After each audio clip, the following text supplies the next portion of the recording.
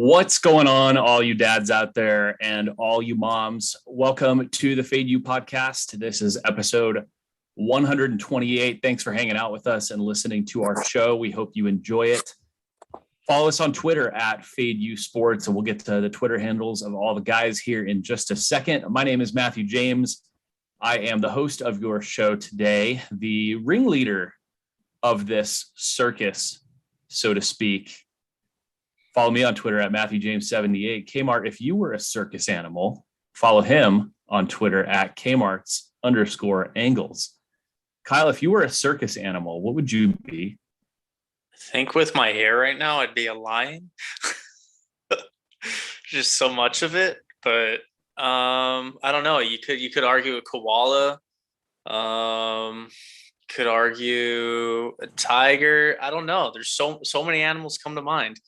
But yeah, I don't know. What do you think I should be? See, I thought Kyle should be like the little monkey that crawls on your shoulder, dude's shoulder. That's Clara.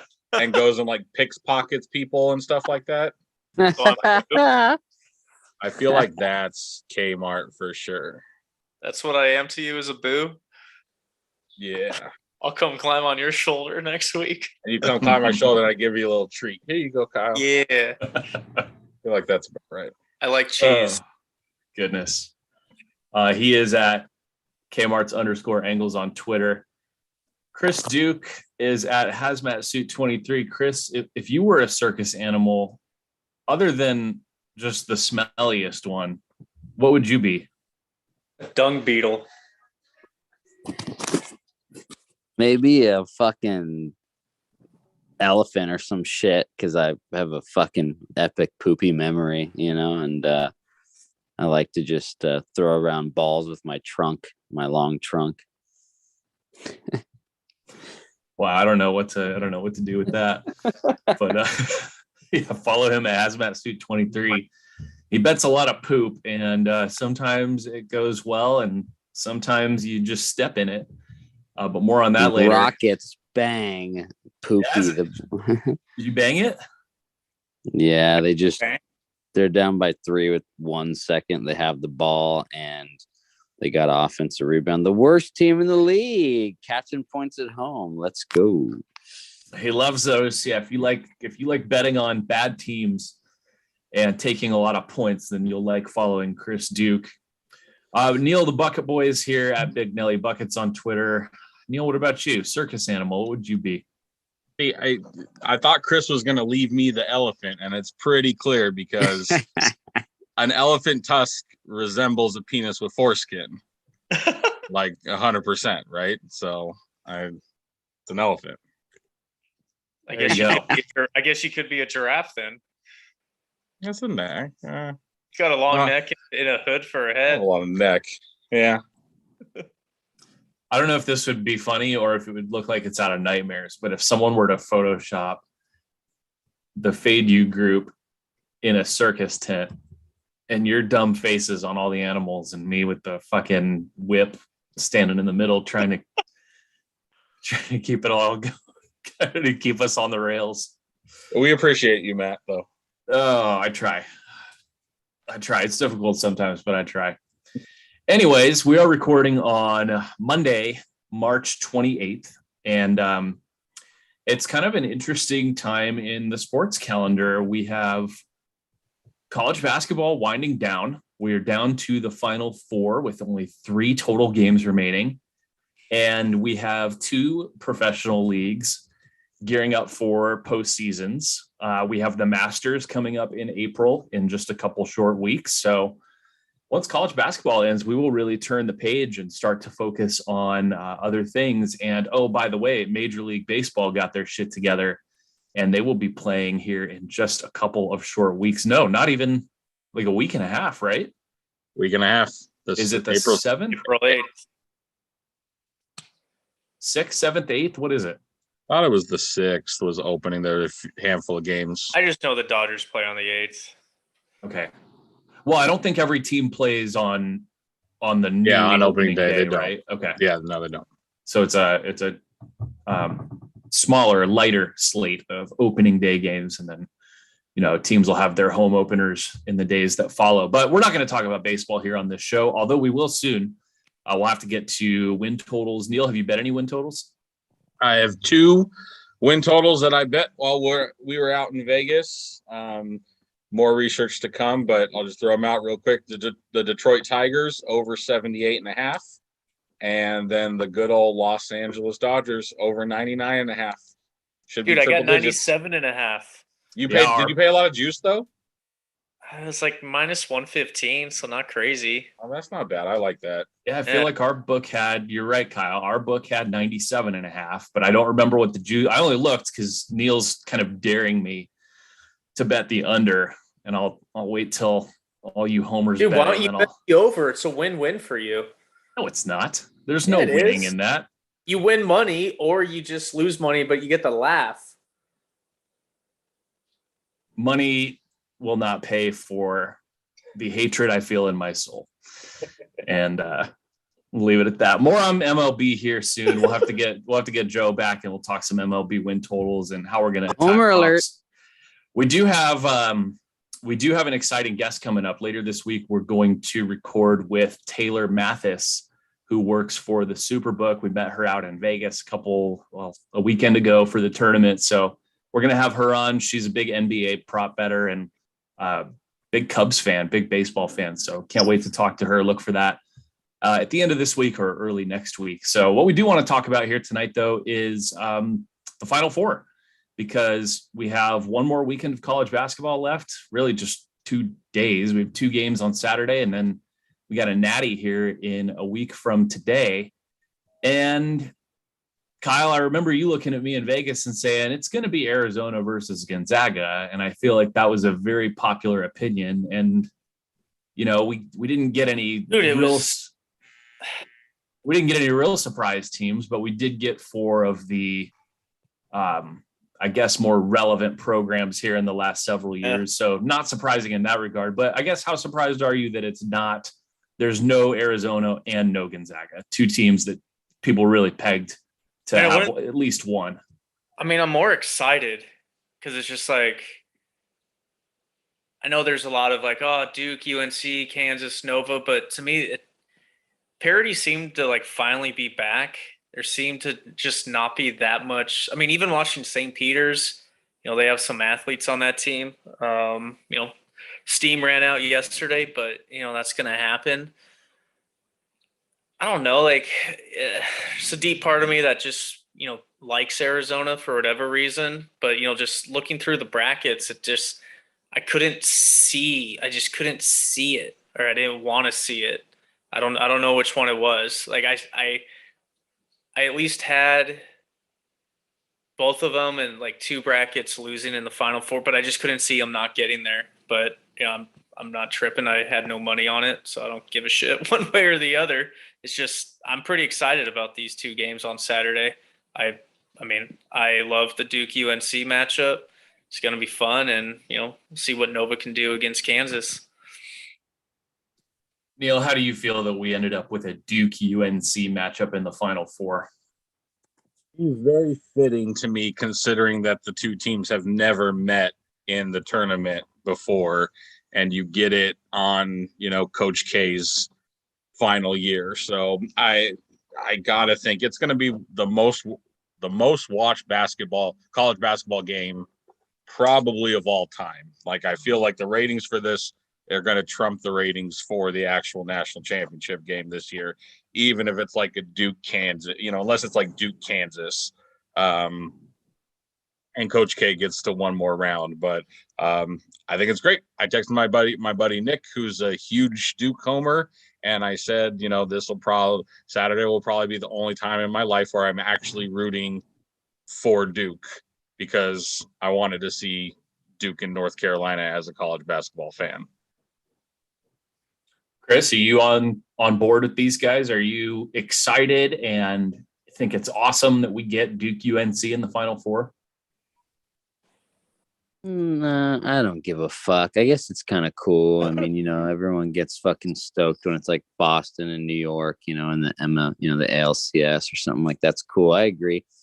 Yeah, I think it's cool because North Carolina just fucked them up recently. So I know everyone's going to probably look at the revenge angle from Duke. And it should be a good one. It's a 4-point spread or so right now. It's funny because people are going to look at NC having that 8 seed. I don't know how in the fuck they got an 8 seed, but to me, they should have been a 4 or 5, but it's going to be good. I like it. I just hope Coach K gets fucked up and, the Tar Heels pull their cocks out, and we'll see. We'll get a good finals.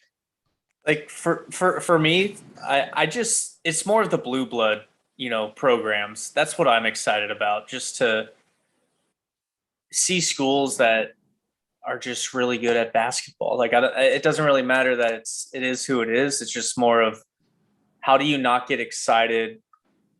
Because we should have 2 really good games on Saturday.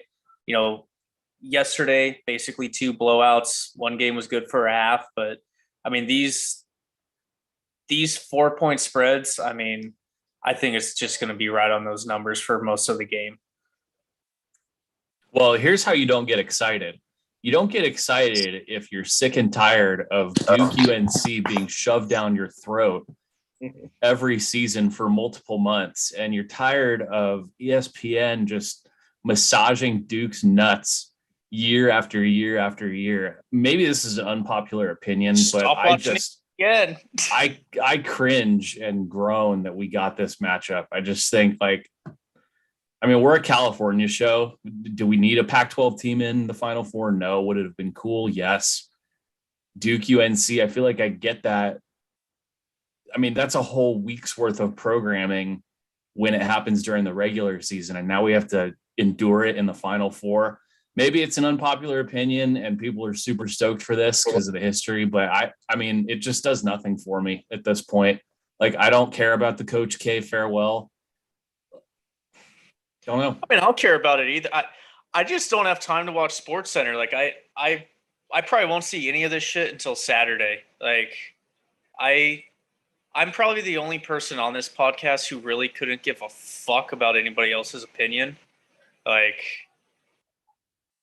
about a game, how it's going to be played. I don't know. I can't believe anybody on this show actually has time to watch Sports Center, considering that I think we all hate ESPN at this point. No, I don't watch Sports Center. I'm just saying, everyone's kept saying they want to see Duke, North Carolina. Like you said, I could give a fuck. Like, I don't need to see any 2 teams. I just, like you said, I want a good game. It's cool. It's a rivalry. That's what I'm saying, though. Like, it doesn't matter about the opponents. Like, I get the whole narrative of Duke, UNC. Like, I totally agree with what Matt is saying, but to me, it happens to be them. They're 2 blue blood schools. They're gonna give us a show. Like, is that not what we want in the Final Four? Is a fucking show? I think we're gonna get one. Like, wouldn't that kind of ease your hatred for the matchup and all the BS we have to listen to? Is that we're gonna get to watch what should be one hell of a basketball game? Guess I just feel like I already had it. Like, I'm good. I mean, that last game was great. If it was UCLA Duke, that's way cooler in my opinion, because that's schools that don't play each other. Yeah. And 2 other historic Texas schools. Tech cock, something like that. I thought UCLA had them the other night, man. Yeah, I don't know. I mean, it is what it is. It's probably going to be I hope it's a great game because the Elite 8 games were not great.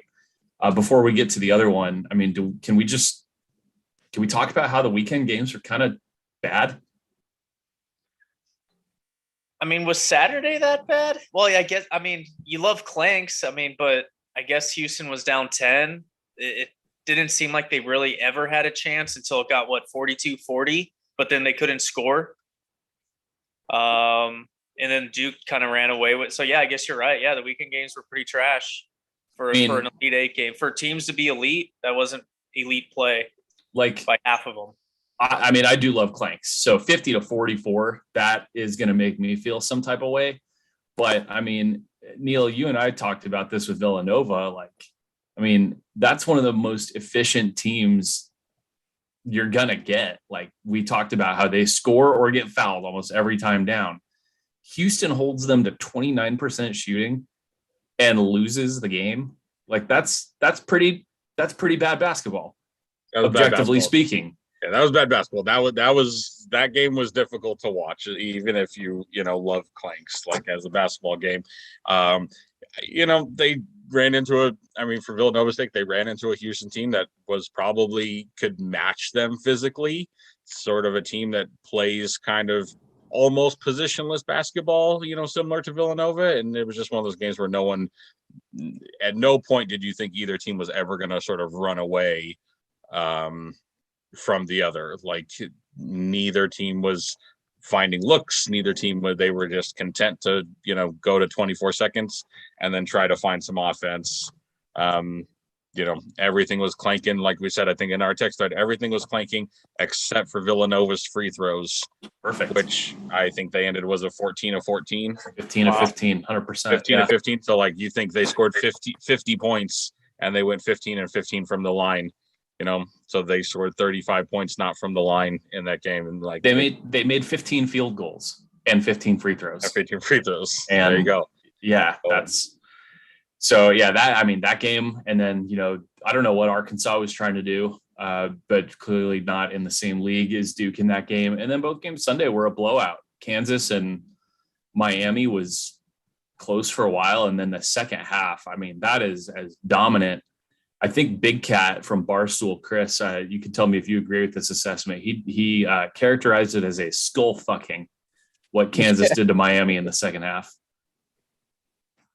Yeah, that was amazing, huh? Because you're like, damn, Miami's gonna fucking hang here, and Kansas looked like shit, and then boom, you kept looking at the score, and holy moly, that got out of hand. They only scored 14 in the second half. Amazing. So Den got cute and went 1-2 on that game. Nice way to take the dog in the over first half, you idiot. So we'll see, man. I'm stoked. I really want to see if this trend of the unge keeps coming in the Final Four, or see if they go off and go on a point attack. So we'll see if they are firing the threes, or if these teams come out nice and tight and come out clanking again. Anybody got an explanation for why the unders were just so dominant, both in the first half and for the full game last Thursday through Sunday? I'd just say, I think when you get to that type of play where there's technically not much that separates you, you kind of do that feeling out process. And then some teams were able to exploit it, like Duke, Arkansas. I don't know. I think Kansas, Miami, that's the best explanation I can have for that second half, is they kind of saw what they wanted to do, and then they made those adjustments in the second half and said, not here. But I think it's just a feeling out process, because a lot of these teams don't play each other. You just have game tape, but the styles of plays these teams have been playing in this tournament, it's been a little different than what we've seen for their full body of work. Neil, anything to the change of setting, different building, different environment with different fans? The pressure, like the increased pressure in this round, is there anything to that? Sitting back, you could probably say that all of them have a little something to do. I'm not sure the venue one. Like, I think the narrative on the venues is it's not till you get to the Final Four, because right now, like, all these games they weren't held in college campus sites, right? Where that'll hold, even a big one like 12,000 people. Like, they go to NBA arenas that are going to have 26 to 27,000. So you're not talking about like the massive, like they're going to the Superdome this weekend where they're going to have 80,000 people and they're, propped up on a moved in basketball court, and, where you really think that your sight lines and your vision and how far back fans are, et cetera, could really change it. So I don't know about venue, other than, it's probably a little bit of everything. I don't know. Some of the games, you sort of had teams that had some contrasting styles of play. The teams that are in are just, Villanova, you had, Michigan, you had some more defensive oriented teams, the Houston Cougars. It's like, I feel like that there's teams when you're overly focused on defense and you're a defensive oriented team to begin with. You saw it with St. Pete. St. Pete was one of those teams that they hung their hat on defense, and they kept big teams. They kept Purdue down. They even the Kansas or Kentucky, Kentucky in the first one, like St. Pete, kind of for a small school, they kept some big programs down. So I think just you focus on defense, and it just sort of won out this weekend. It's interesting going into the Final Four here. You have a Duke and North Carolina, two teams that'll want to play similar style. They want to get up and down. They want to shoot threes. They want to get to the rim real quick. And then you have almost two teams with completely contrasting styles between Villanova and Kansas.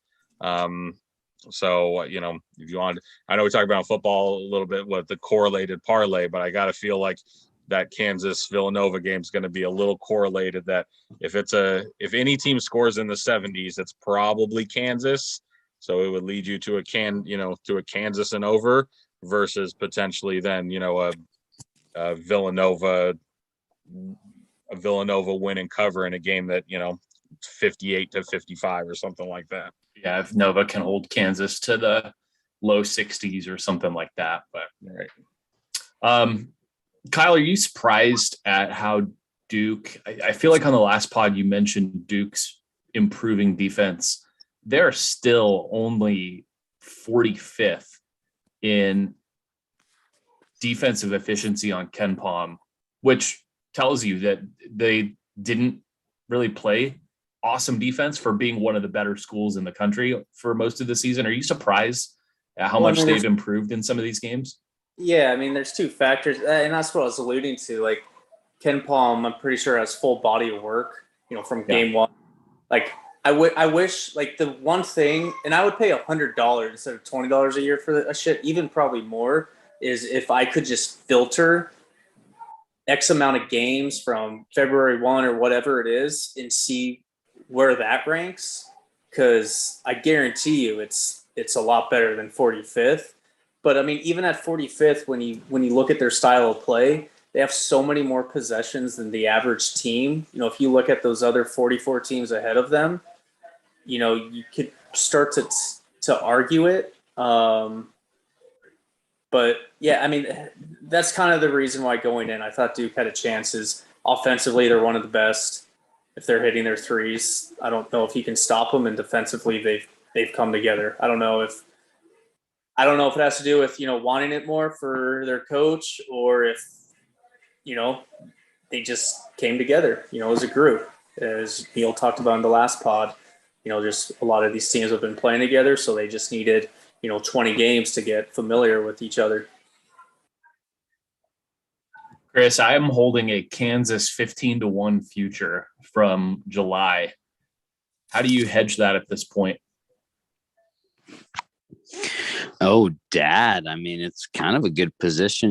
They're always going to be the favorite, so you got to sprinkle a little bit, right, on the perrito on Villanova catching the 4.5. And well, the question always is, when you've got a future like that, how much is it to win? Because if it's to win a ton, you got to hedge. If it's to win, is it to win like 1,000 or what? It's to win 600. 600. So yeah, you could do like a little bit on Villanova to win at least 100, 200. That way you've got to cover your bet, and you got to come out a winner. So do you do Villanova to win it all, or do you just do them to win this one game? Because this is we don't talk about futures a lot, but these are good discussions to have for if somebody's holding a ticket where you get down to conference championships in the NFL, for example, or something like that. Kyle, Neil, any advice for how someone would hedge this position? I don't have your 15-1 ticket, but I have like an 8-1 ticket on Kansas. Thanks to you and bringing it up. So, I was like, screw it. I don't do futures. I usually rely on you guys, and then I do a little gut feeling. I was like, yeah, that feels good. I like that. But I took Nova plus 4.5. So maybe I win them both, but I think that's the perfect hedge. Don't put all your eggs in one basket and go Nova money line like a greedy piece of shit that I am. But, take the points and shit. Maybe you get lucky and win them both. And then you can obviously, if they make it to, because Kansas is favored over UNC for sure, and probably a small favorite against Duke. Probably like 1.5. I mean, a 2 seed versus a 1 seed, it would know, be marginal. Points. Yeah. Close to a pick 'em. Yeah, you never know, but you'll get. It's not like you're going to be laying a bunch of juice. Yeah. Going back to the skull fucking that Kansas put on Miami, Kyle, you got to be impressed with your boy from ASU, Remy Martin, who had an injury during the season and has really, really been valuable for Kansas in this run to the Final Four. I mean, for a great player, man, he's got an ugly shot. Yeah, he does. Yes, he does.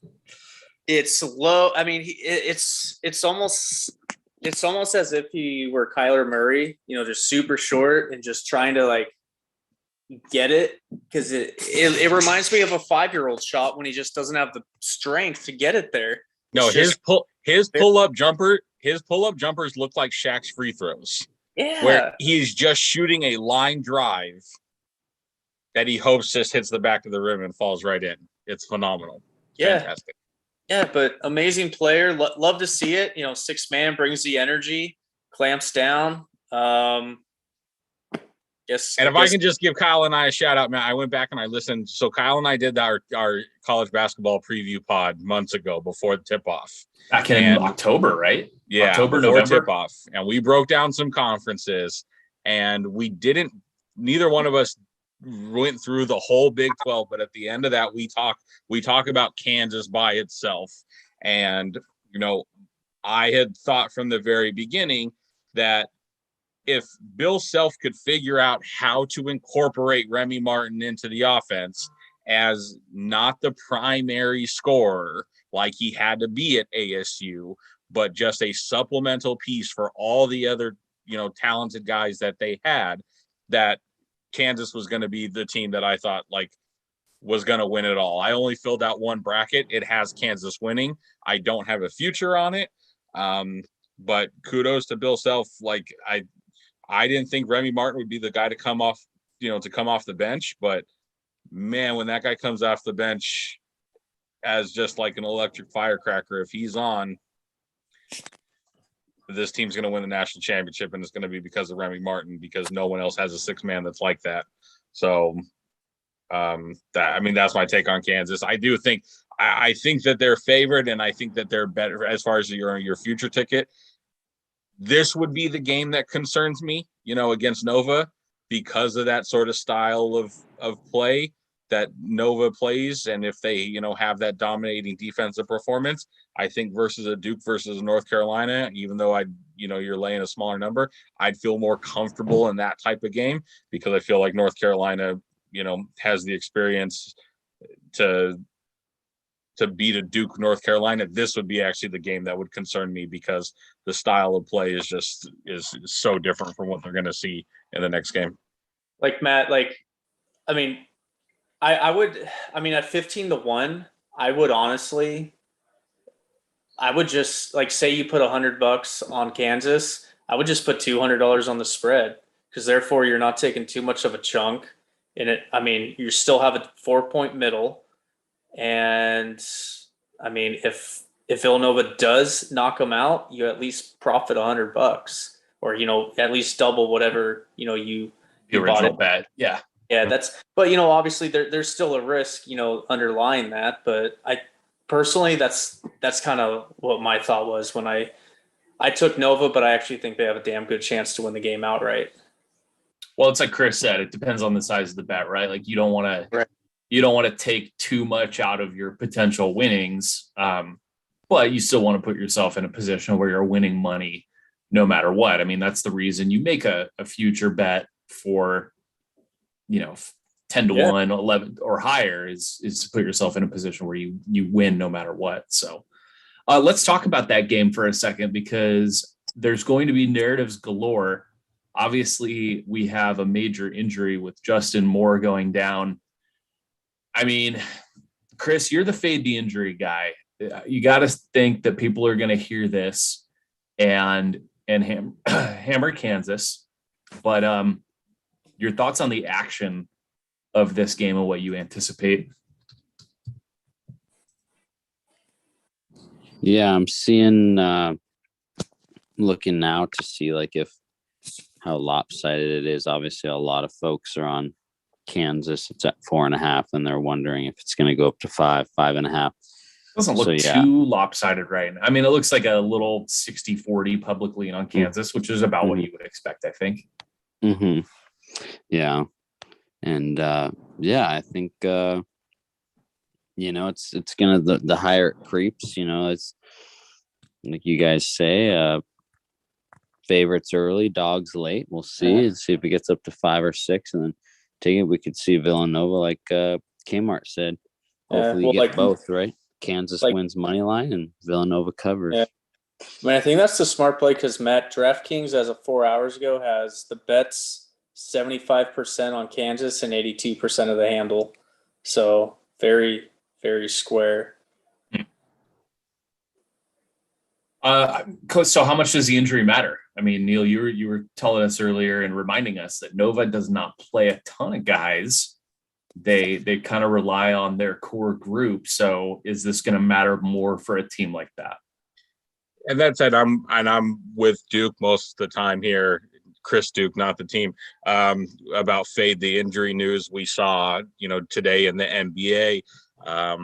Mom liked the Celtics today to fade the whole Tatum is out, and they were catching 8.5. It went up from like 3.5 to 8. It was like a 5-point move. Yeah. 5-point Go move. Kelly, go! We love you, Kelly. It was a great call by her. Game goes to overtime. Celtics lose it by 3 in OT. I saw there's certainly, I think that there's spots where it's not that meaningful. It's just a weird one with Villanova. The text that I sent out in that game against Houston, there were 7 players for Villanova that had minutes. And one of those 7 was Arcidiacono, who only played 2, right? So you had 7 guys that played minutes. And now going into this game against Kansas, if you move that down, like you're taking out one of your biggest guys on a very thinly played team to begin with. So I don't know. And then the other whole thing was, Gillespie messes up his knee, against Michigan. And there was some talk whether he was even, how healthy he was going to be for that Houston game. And he had an awful game, right? I mean, very un-Connor-like. So you don't know whether that was, the athleticism that Houston presented to him, or if there is something bone with that knee. Now he's got a week to sort of hopefully recover and recoup it. But I tell you, you lose your top 2 scorers, or, you lose your second best scorer and more. And if your top scorer is not healthy, I mean, it may be one of those instances that you see the sort of the ramification fairly quickly.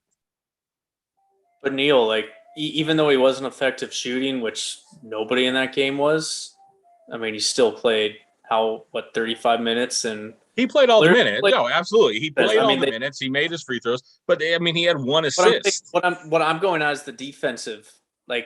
Forget offensive. What can they do to Kansas to disrupt what they want to do on the interior? Because they want to go inside out, and then they want to feed their. Those guys inside, McCormick and blanking on his name, but man, they're not even that tall. They're just powerful and physical. They destroyed Miami in the second half. Yeah. It was like watching. But Miami's small. I can't believe no team took it. SC, I thought was going to, but Auburn couldn't. Iowa State, they're physical, but they didn't have the size really to combat it. But finally just the lobs over the top, these little dinky lobs, and they just one bounce up and in. It's kind of funny. Kyle, KenPom has a game at 1. So is the injury baked into the line in your opinion? Oh, 100%. I mean, for the system, it loves Nova. So yeah. It's been so successful, and I have to play it. And luckily that's kind of what I thought on Saturday. I was like, you know what? Whenever that line comes out, and it sucked. It initially came out at 3.5, so I booked it, and then today I saw 4.5, and I was like, yeah, I'm taking that too. Well, it should be good. I mean, if you like, schools that do well historically, especially recently. I mean, Nova has the 2 titles in the last few years. When was Kansas's title? 08? Does that sound right? That when they beat Memphis. It's been a minute. I mean, you To wouldn't make think the free because throws. yeah, because Kansas has been so good. I mean, yeah, because remember Duke has had a season where they missed the tournament. UNC has had a couple seasons recently where they missed the tournament, but Kansas really has been steady for Bill Self's whole run. So I mean, shit, if they finally do it, but there's a lot of pressure on those guys to finally do it. Yeah. I mean, no matter what the championship matchup is, it's gonna be outstanding. So lots to look forward to. It's a little bit sad that we have so few games left because it has been a fun tournament, and we got to pour one out for St. Peter's too. That was a pretty incredible run. I don't know if we'll see a 15 seed make it to the Elite Eight again anytime soon or ever, but pretty good run for St. Peter's. And unfortunately, that game was over about 3 minutes in yesterday. What's the over under on how long that coach stays at St. Pete? Oh, he's gone. Already gone. Yeah. Already Gone? Yeah. Not Xavier. Seton Hall. Seton Hall. Yeah. I was going back to his. That was his alma mater, no? Yeah, I think so. Oh, I mean, worst kept secret, right? Like you have that kind of success. I mean, good for that guy. He's gonna, I mean, at least quadruple his salary at Seton Hall versus St. Peter's. So, and I mean, it's a cool story, but the problem with the Cinderella is when Cinderella gets far enough and plays a team that is physically and just going to completely outmatch them. You saw what happened yesterday. Yeah. All right, guys. We lost Chris Duke. His battery died. So Chris Duke, just for everyone listening, he is the only one who doesn't get on video, and he has a bad phone battery. I feel like he's one of those people where his phone is just going to be consistently on like 13%, even if it's 8:30 in the morning. Does that sound accurate?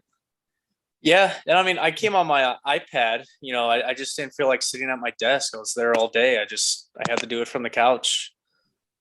So everybody at Hazmat Suit 23 and tell him to figure his shit out.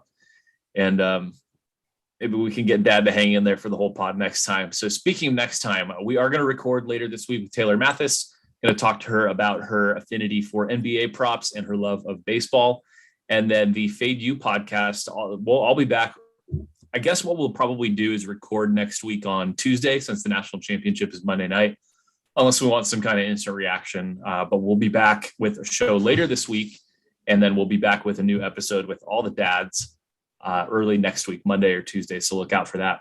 In the meantime, follow us. We've got a few days left of the Battle of the Dads, and it's going to come down to the wire between the three of us. Chris Duke, just kind of back and forth. Joe's way down. Jared's way down.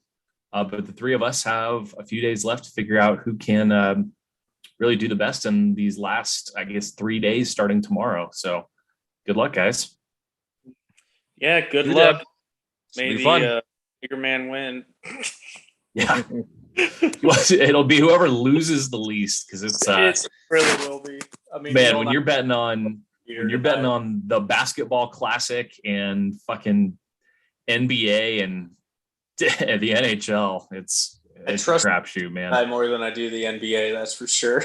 Oh my God. I don't know how people are betting the NBA. Just guys out, guys don't care. Although I guess there's only a few games left, right? Like if teams are going to be motivated to try to make the play in, Lakers, I guess this would be the time to. I hope they miss. I think it would be the most hilarious sports story I want of the last. Yeah, I mean, would anything be funnier, NBA storyline wise, in the last 3-4 years than this Lakers team that traded for Russell Westbrook and all the hype, missing the playoffs altogether? Missing the play-in, we can't even finish in the top 10. That would be beyond hilarious. Yeah.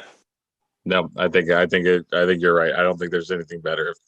As a Laker fan, I would love to see them miss completely with LeBron's put together team. And I think they're technically out of it now since the Spurs won. Yeah. Holy shit. Oh man. And what, the 6 games left? Something like that? They got 8, I believe. Okay.